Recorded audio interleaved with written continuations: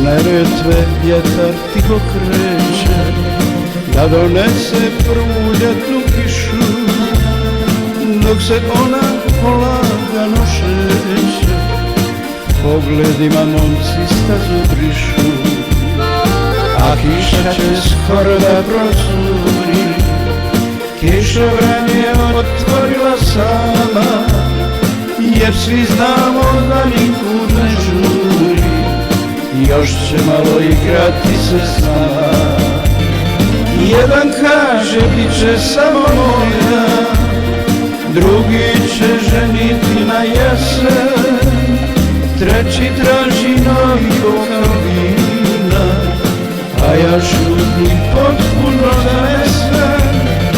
Jedan kaže bit će samo moja, drugi će ženiti na jesen, treći traži novi bokal vina, a ja šutim potpuno zanesen.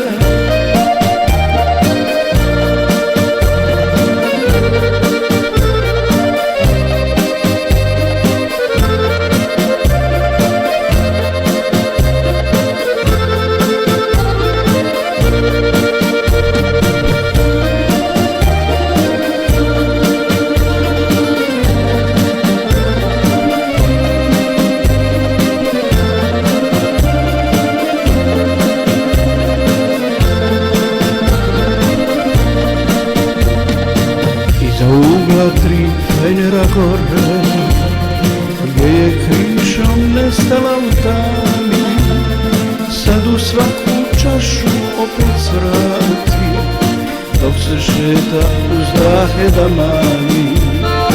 Neretva se opet čudno plavi, ljubomorno čuva oči njene, talasima svojim će da javi, kad u šetnju ona opet krene. Jedan kaže bit će samo moja, drugi će ženiti na jesen, treći traži novi bokal vina, a ja šutim potpuno zanesen. Jedan kaže bit će samo moja, drugi će ženiti